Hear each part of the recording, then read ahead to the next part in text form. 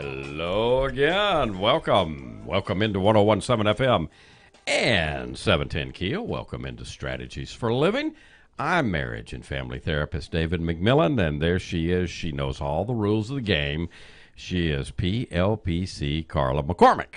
I know, but sometimes I like to break the rules. Yeah, you do. Yeah. Just to be a little. Yeah, you do. In South Louisiana, there's a word called kanai. Whoa. Kanai. Kanai. How do you spell that? Oh, I don't even know. Is that like conniving? No. No? Well, maybe. Yeah? I guess maybe, but it means that you're good, but you're bad. Like you do kind of like little things. You do bad to do good, or you do good to do bad? Is You're that sneaky bad. sneaky bad? Mischievous. Mischievous. There Look you go, at Ruben. here. Look at who's back. Oh yeah. Hey. The ace of the airwaves.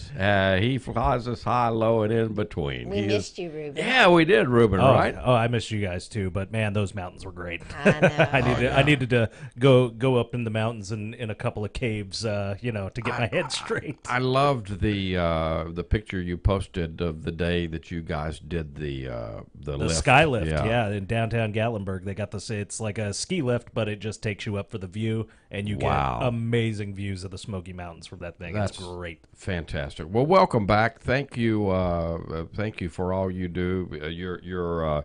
Your buddy Goose did a great job while you were Goose gone. did a good job. Yeah, I'm Goose glad. did a good Yeah. job. He just didn't like us calling him Goose.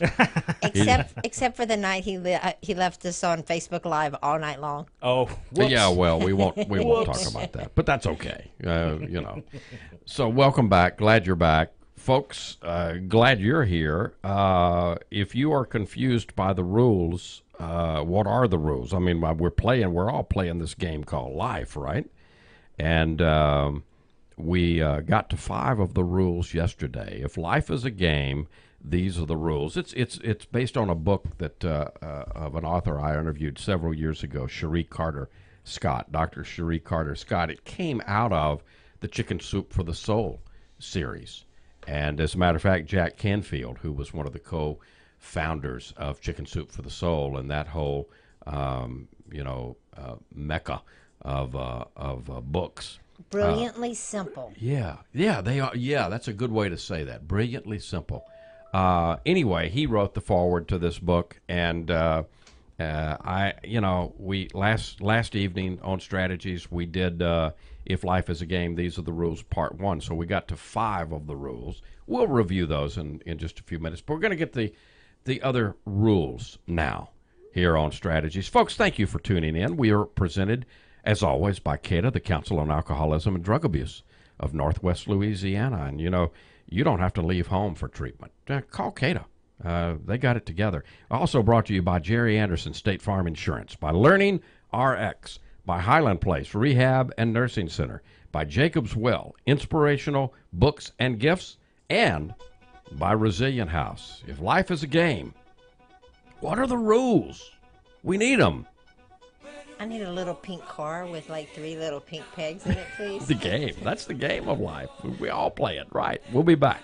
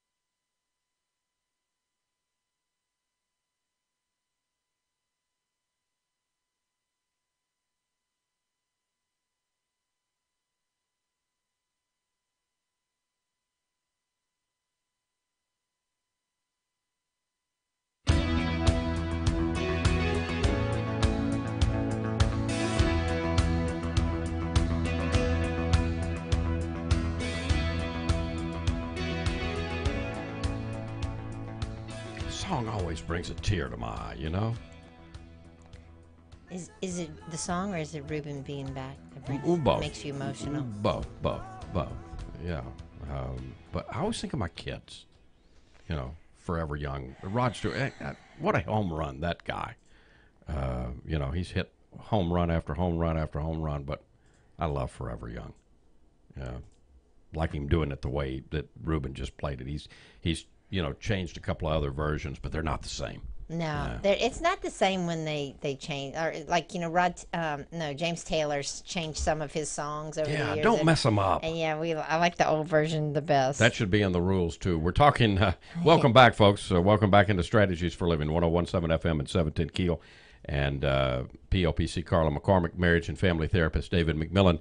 We are, last evening we opened up with the first rules, the first 5 rules in the little book, If Life is a Game, These Are the Rules. 10 Rules for Being Human, as introduced in the Chicken Soup for the Soul books. And so last evening, rule number 1 is you will receive a body.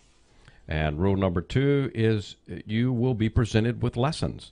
Rule 3 is that there are no mistakes, just learning. Rule number 4 is a lesson is repeated until learned. Rule number 5 is learning does not end. Ever. Amen. So we got through 5, so let's dive in. Let's dive into rule 6. I love this one. There is no better than here. Ooh, I like that. Yeah.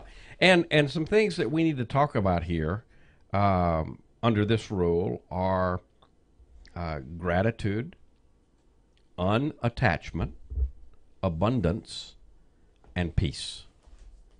So there is no better than here. That's kind of like, have you ever heard wherever you go, there you are? Yeah. And you know, the big place I think of this is in relationships. I mean, you know, Stephen Stills did a song many years ago, Ruben. Remember Change Partners? I have heard that song. It's been a long time, though. Great song. Yeah. Great song. And it could be a theme song for marriage and family therapists today. Because, you know, it's just so easy now to change partners.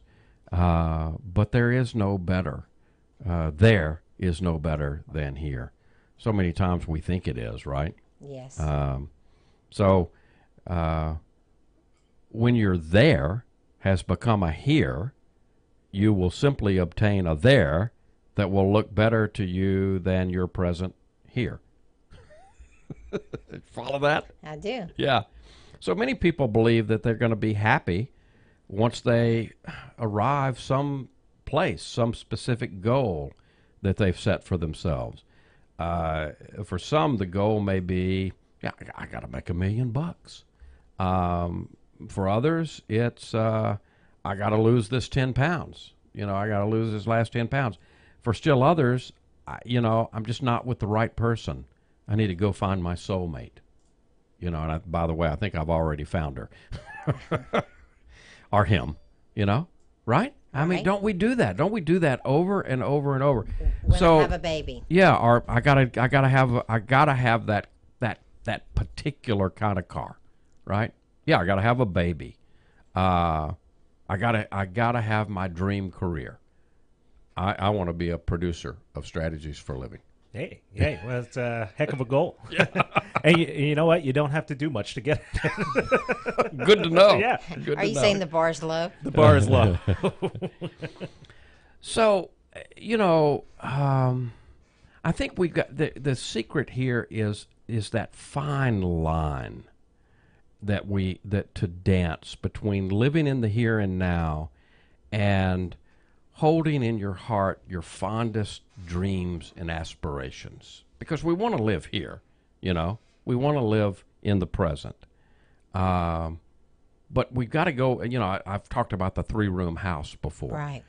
And so we do only have a 3-room house. We're going to use all 3 rooms. We're going to use the future and the past. We just need to do that in a limited way. So that's what I mean, walking that fine line. So you're talking about finding the area where you can be happy and grateful for what you have, while in pursuit of what you want. There you go. You just introduced gratitude, because I said that's the first thing we need to talk about. Yeah. So Cherie Huber, quote from her, she says, when you stop comparing what is right here and now with what you wish were, you can begin to enjoy what is. Right. Finding the beauty in what is. And yeah, gratitude helps you drop the comparing. Well, and I think you've got to be able to find, at least for me, I've got to be able to find the beauty in the everyday. Yeah. You know, because I can't just find beauty or happiness or joy in the big times. You know, the weddings, the babies, the wonderful trips. Those are all great, but we can't have big time after big time after big time. No, but you know, being able to find the beauty in, you know, my favorite mug that I like to drink coffee out of. Yeah, You know, or the sunrise through the trees, or how the wind feels in the evening. I mean, finding, and I think that's what that whole, you know, I know Oprah kind of made that sound kind of hokey, but that's that whole gratitude journal kind of thing is, you know, how do I become aware of the beauty in the everyday parts of my life? To be grateful means that you're thankful for and you're appreciative of what you have and where you are on your path right now. You know, so how can you be grateful for that? Gratitude fills your heart with the joyful feeling of being blessed with many gifts and allows you to fully appreciate everything that arises on your path. As you strive to keep your focus on the present moment, you can experience the full wonder of here. But that's what people who are in depression can't do. Because they don't have the hope. What is it? What do they not have that keeps them from being able? When I was depressed and I was laying on the floor crying because I had no shoes. Okay. So I'm going to answer your question, and I think the answer is what we're talking about right now and what we're going to talk about next. I think it's the inability to be grateful for what you've got. So there's a lot of ways to cultivate gratitude, right? Okay. So just here, just a couple of suggestions here. Imagine what your life would be like if you lost all that you had. George Bailey in It's a Wonderful Life, okay? How many times? We should watch that movie all the time. I love that movie. So just like George Bailey in the movie, this will surely remind you of how much you really appreciate it. If you can imagine, and that's the beauty of our imagination, see, is that we don't have to really have it happen to us to experience it. And we can show you that through brain studies, right? You imagine something and it lights the brain up just like as if you were experiencing that's that. what dreams do. Yeah. And that can happen on both sides of the equation. Make a list each day of all that you're grateful for so that you can stay conscious daily of your blessings. Do this especially when you're feeling as though you have nothing to feel grateful for. That's the big time to do it. Or spend a few minutes before you go to sleep giving thanks for all that you do have. I do. Yeah. Spend time offering assistance to those who are less fortunate than you, so that you can gain a perspective. Perspective is everything. And look for the gift in the challenging incidents. In each challenge that comes your way, ask yourself, what are the gifts here?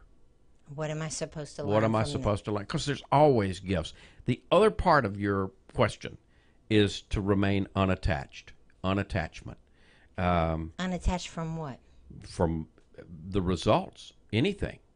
I am living life. I'm living in the world. I'm not in charge of the world.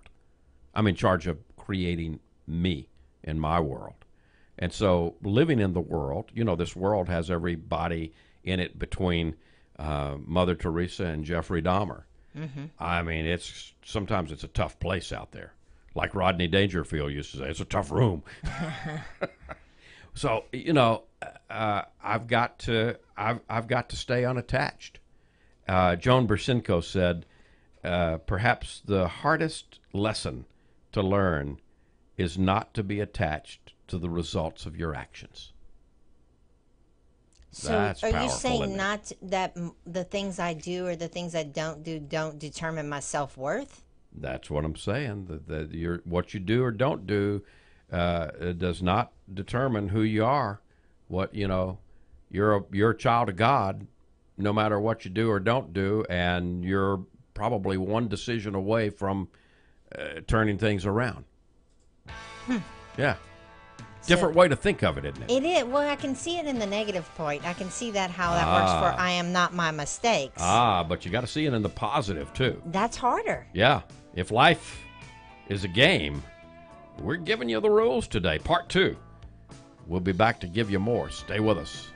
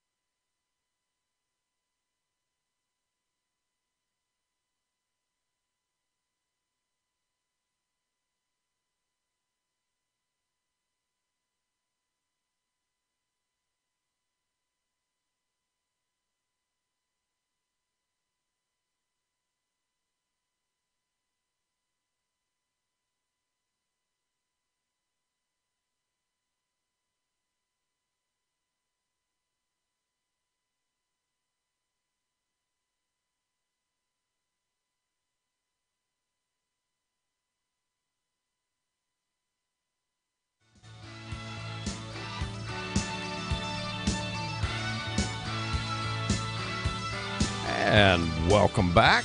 Welcome back into Strategies for Living here on 101.7 FM and 710 KEEL. PLPC Carla McCormick, marriage and family therapist David McMillan. We're talking about the rules, part 2. If life is a game, these are the rules. We're still on rule number 6. There is no better than here. So back to the unattachment here, because this is important.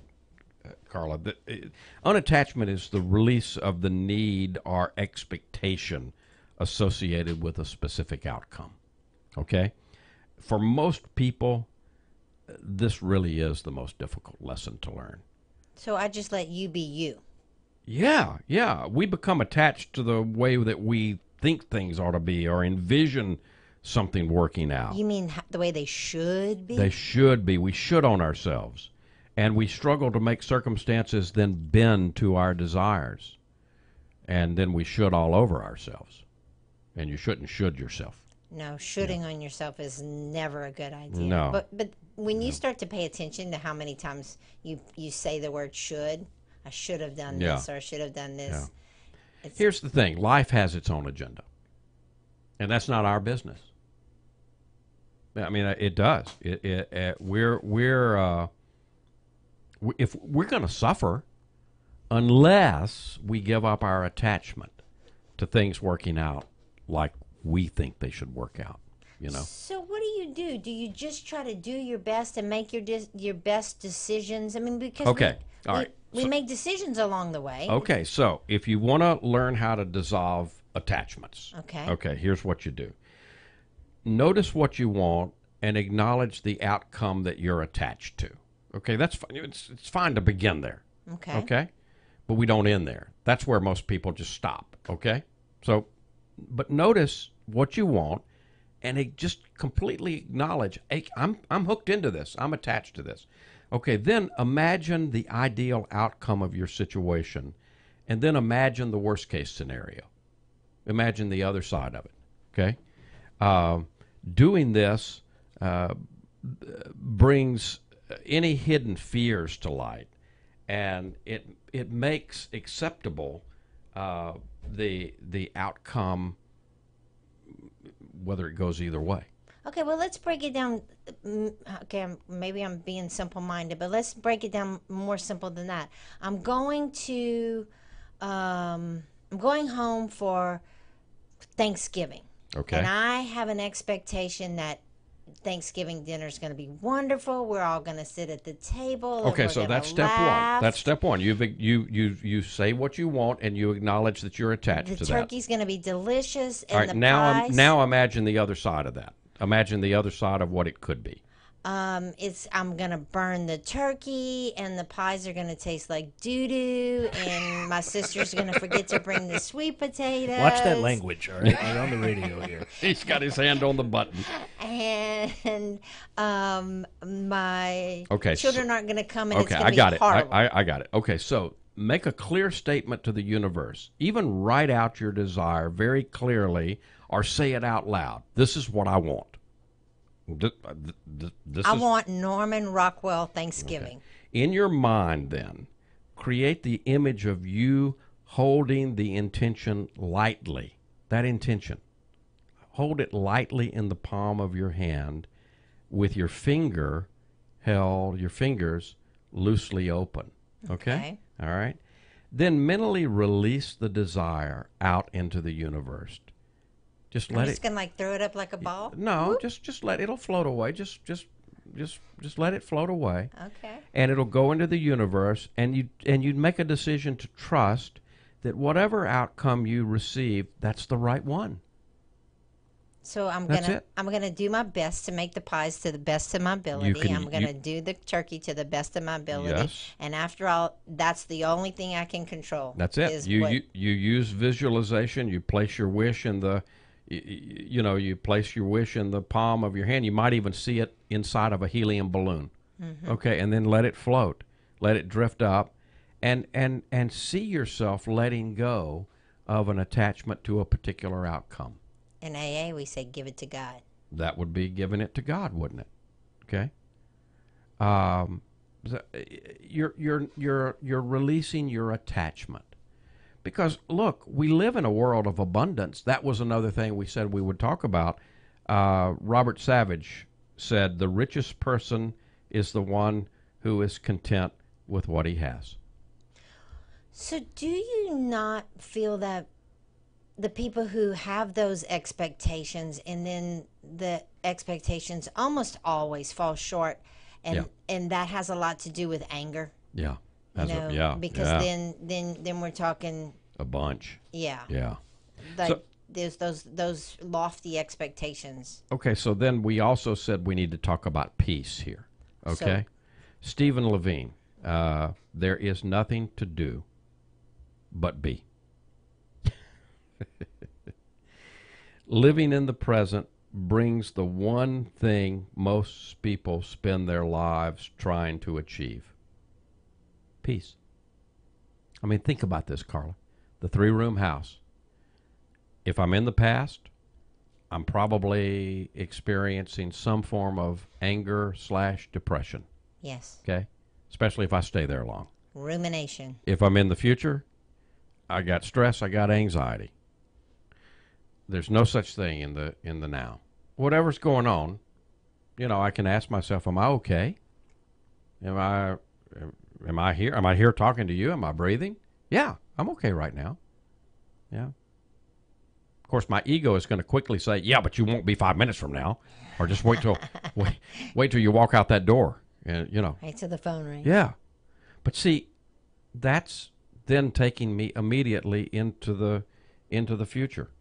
So relaxing into the present moment puts you in the mental and physical state of calm, quiet, tranquility, and it finally gets us off the here but gotta get there treadmill that so many of us are on. The release for me, I'm going to go back to the release, is realizing that it's not in my control. Yeah.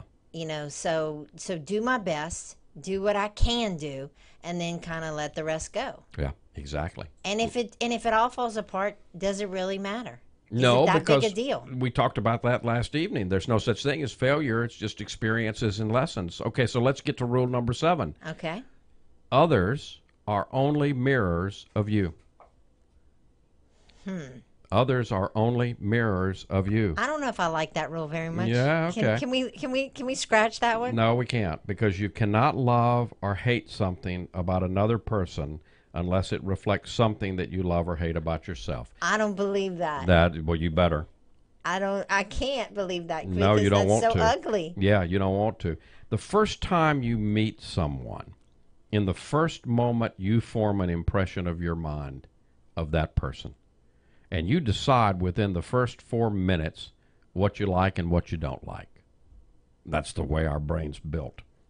And these decisions are based on the details that your senses tell you, such as the person's eye color and cologne scent, or on past experiences that are stored in your own memory bank that you're associating with this particular person.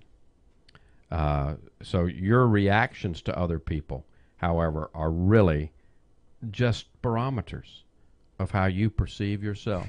I'm still Yeah, not I know. liking I that know rule. you don't. I know you don't. None of us do. Your reactions to others say more about you than they do about others. That's why, back to Don Miguel and those 4 agreements. Okay. Don't take anything personally. Nothing's personal. The other person's not doing this to you. Don't make assumptions. Remember, that was the one too, right? Right. Always do your best. Yeah, but you're saying that if I meet this person and she's this big meanie and I don't like her very much, and I even though I'm going to be nice to her and be respectful, you're saying that's a reflection of me? Yeah, because if she's triggering you in some way, it's always from within you. It's all about you. It can't be anything but. It cannot be anything but about you, because you're the one experiencing it. All right, so let's talk about some things here. Tolerance, clarity, healing, and last but not least, support. All right, so Carl Jung said, everything that irritates us about others can lead us to an understanding of ourselves. I hate that one too. Yeah, I know. So that's tolerance. What did I say next? Clarity. Jerry Garcia. Once in a while, you get shown the light in the strangest of places if you look at it right. That is definitely true. Yeah. The lessons I learn sometimes come from the strangest and most bizarre places. Yes. Clarity is the state of seeing something, being able to see clearly. Edith Wharton said, and this is about support, there are 2 ways of spreading light: to be the candle or the mirror that reflects it. Oh, that's pretty cool. Isn't that cool? I would love to think as a therapist that's my role, is to be the mirror that spreads someone else's light. Oh, I'm going to have to put that on my wall in my give office. it to you. Yeah, you need that. And we all need that in our office. Support is holding up from underneath. You support someone when you willingly step forward to strengthen, energize, or help him or her through a challenging time. So, support. Did I get all of them? I think so. I didn't miss any of them. Healing. I did miss one. Oopsie. Healing. Hippocrates. Healing is a matter of time, but it is sometimes also a matter of opportunity. What is healing? It's restoration to a state of wholeness and well-being. Healing is generally thought of in physical terms, but it's no less essential in the emotional and spiritual realm. It's more essential. I would agree. Healing is a lifelong process that endeavors to unearth the issues clouding your soul and to repair the metaphorical holes in your heart. Isn't that neat? I like that. Yeah. Rule 8. What you make of your life is up to you. I believe that wholeheartedly. You have all the tools and resources you need. What you do with them is up to you. I'm going to quote JC. Jesus Christ? Yeah. Okay. The kingdom of God is within you. And we all have that same kingdom within all of us. Every single one of us. Every single one. Yeah. Yeah, we find ways to talk ourselves out of it, and even collectively, even in places like church, we find ways to circumvent this. It's called judgment. You don't believe like I believe, so you're out. You're different than You're me. different from me. You're fired. You're excommunicated. You're out of here. You can't have communion. You can't do this. If I'm reading right, the very thing that so many of the religions in this guy's name are talking about is what he had the harshest words against. Sorry. Judgment and unforgiveness? Yeah, sorry. It hurts. So when we come back here, we got to take a break, but when we come back with this rule, Rule 8, what you make of your life is up to you. We got to talk about responsibility. We got to talk about release. We got to talk about courage. And we got to talk about power. And we got to talk about adventure. You know I love me some adventure. Yeah, you do. Let's get our kayaks, huh? Let's go. We're going to go climb that mountain. If life is a game, these are the rules. Part 2. Hero strategies. We'll be back.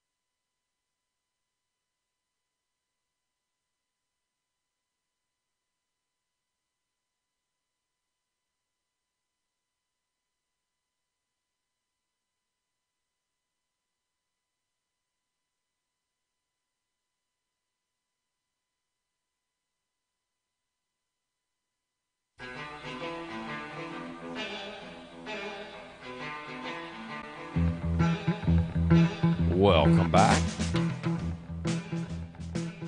We are we're in the middle of the rules here. If life is a game, these are the rules. A little book by Cherie Carter Scott. We did the first 5 rules yesterday. We're on rule number 8 right now. What you make of your life is up to you. We said, you have all the tools and resources you need. What you do with them is up to you. So we need to start talking about responsibility. I'll quote Elizabeth Kubler-Ross, because when I quoted her yesterday, you got all excited. I do. Okay, here we go. She says, we have to accept the consequences of every deed, word, and thought throughout our lifetime. I know. And that can be a bitter pill, Yeah. can it?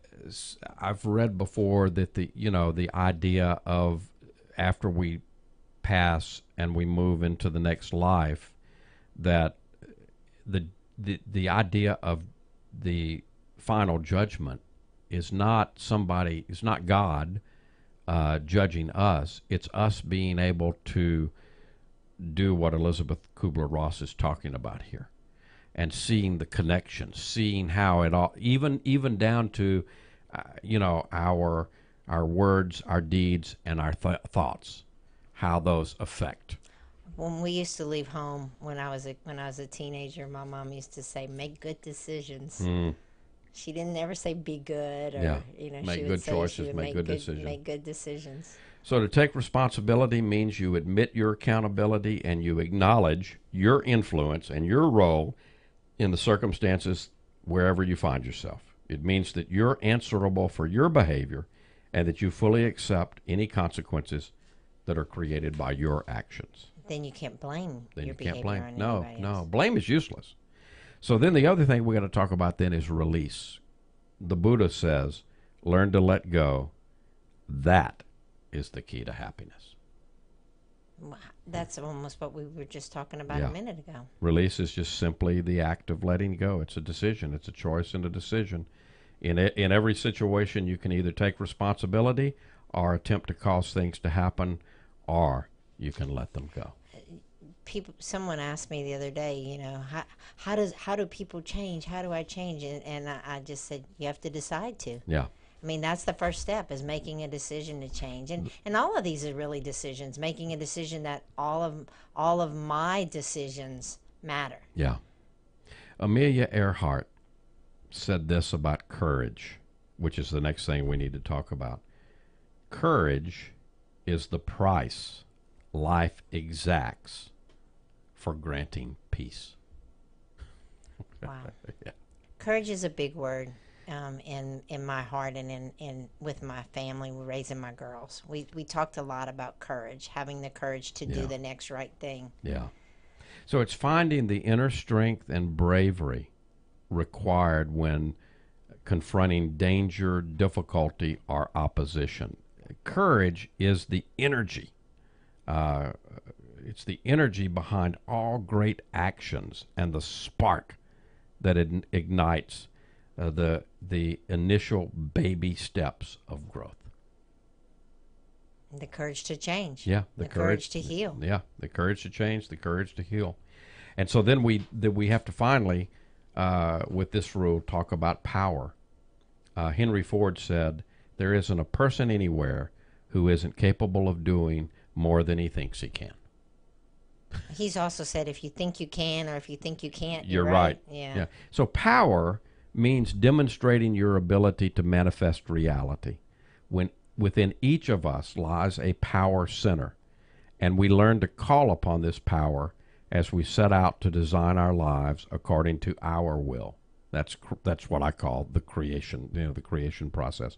Power is a natural state of being. It's a force to which we all are entitled and to which we will all have unlimited access.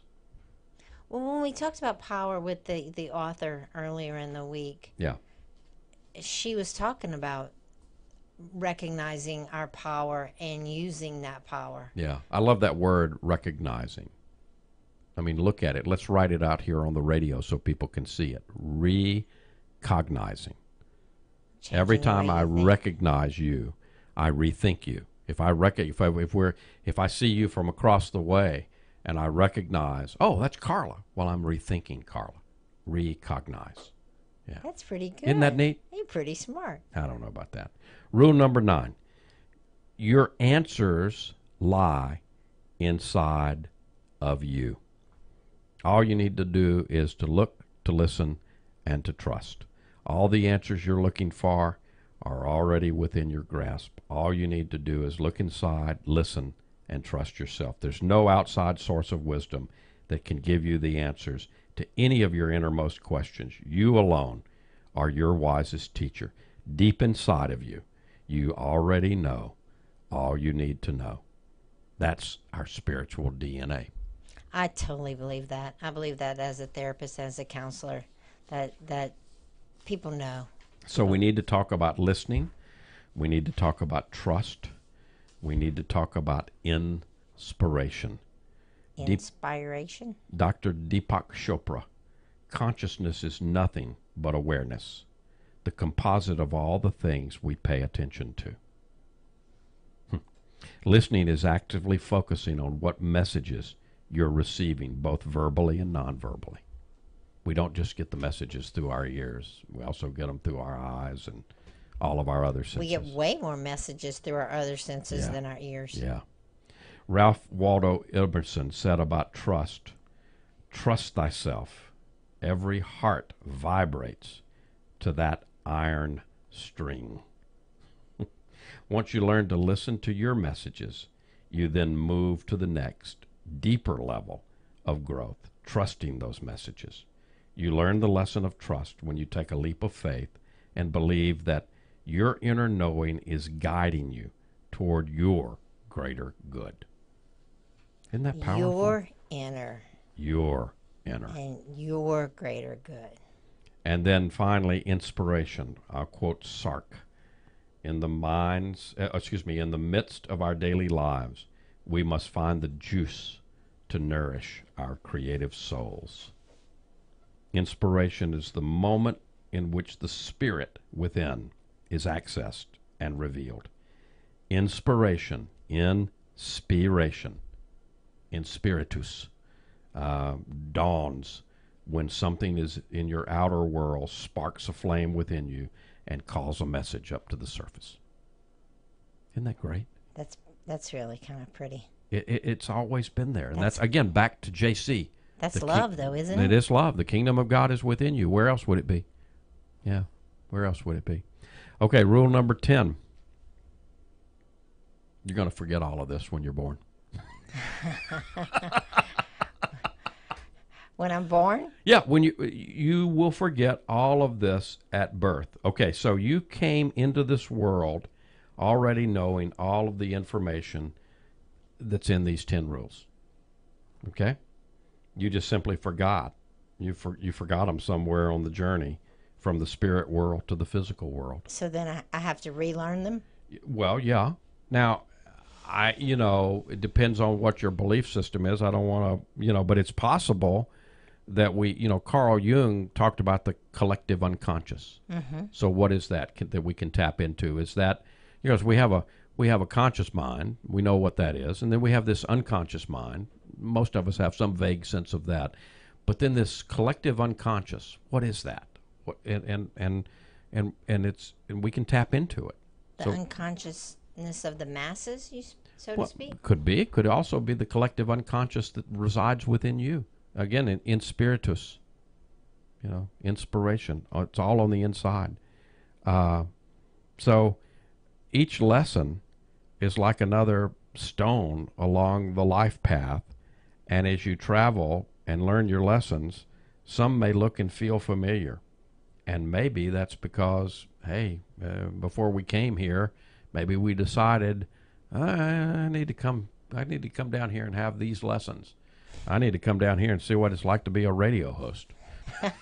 I need to come down here and keep David straight. Well, you got a full-time job. Okay, when we come back from this break, on this last one, we've got to talk about faith. We've got to talk about wisdom. We've got to talk about limitlessness. Okay? Can we do that? I like some wisdom. All right. If life is a game, we're giving you the rules. If life is a bowl of cherries. Hey, bring them over here. I like. Can I have some chocolate to go with them?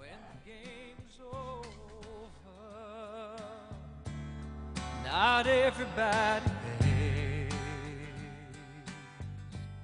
Some play the game.